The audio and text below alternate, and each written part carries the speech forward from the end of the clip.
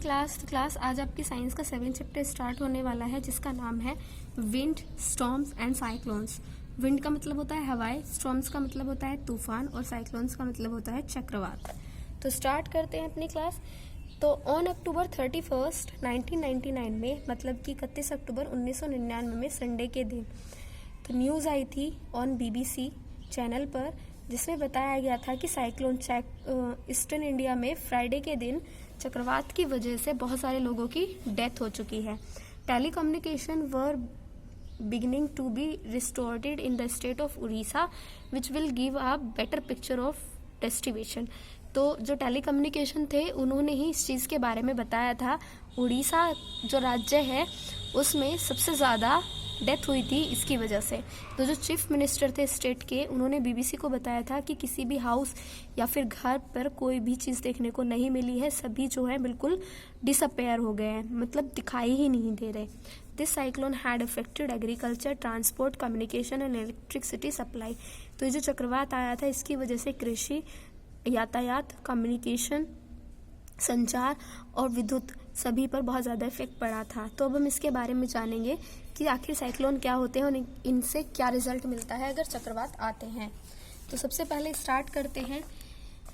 इसमें क्या होता है कि there are many other experience which confirm to air exert pressure. तो एयर एक्सपर्ट प्रेशर में अलग अलग हमें डिफरेंसेस देखने को मिलते हैं। तो इसमें क्या होता है, ड्रिंकिंग स्ट्रो, जब आप किसी ठंडी चीज़ को पीते हो तो, लेकिन किससे पीते हो, एक स्ट्रो की हेल्प से पीते हो, तो उसके अंदर हवा भर जाती है और हवा जब आप उसे ऊपर की तरफ सोखते हो तो वो आपके लंग्स में चली जाती है। तो एयर का प्रेशर जो होता है वो स्ट्रो में कैसा हो जाता है, कम हो जाता है, लेकिन आपकी लंग्स में ज़्यादा हो जाता है। इसे ही एटमॉस्फेरिक प्रेशर कहा जाता है लिक्विड में। उसके बाद में है रबर शकर। तो जब कोई मॉइस्चर कैनकेव होता है सरफेस, तो रबड़ जो होती है उसे जब शक करती है तो उसमें क्या होता है, उसके दोनों तरफ एक वॉल बन जाती है जो एयर की वॉल होती है, और जो क्या करती है, प्रेशर लगाती है और जो स्पेस होता है वो बहुत ज़्यादा रिड्यूस हो जाता है। इसे एक्सटर्नल एटमॉस्फेरिक प्रेशर कहा जाता है। फिर आता है फाउंटेन पेन। तो फाउंटेन पेन आपने देखा होगा, वो जिनमें इंक वाले पेन आते थे ना, जिनमें इंक ऊपर से भरी जाती थी, फिल की जाती थी, तो वो पेन क्या करते थे, स्क्वीज हो जाते थे।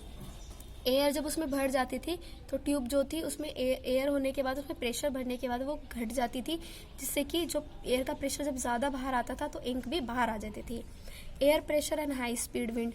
तो इसमें क्या होता है, हवा का दबाव और जब बहुत ज़्यादा स्पीड से हवा चल रही होती है, तो जो एक्टिविटी परफॉर्म होती है वो सभी कैसी होती है, उन पर इफेक्ट पड़ता है हाई स्पीड का।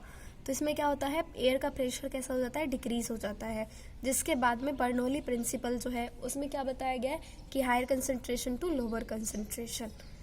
उसके बाद है next,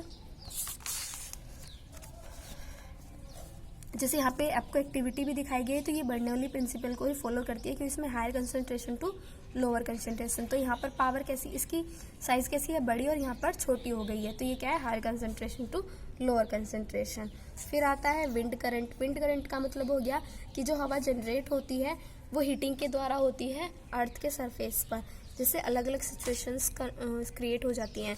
uneven heating between equator and poles. तो इसमें क्या होता है कि जो हवा होती है वो इक्वेटर और पोल्स दोनों को ही इफेक्ट करती है। मतलब कि जब मैक्सिमम हीट होती है तो वो सन से होकर चलती है।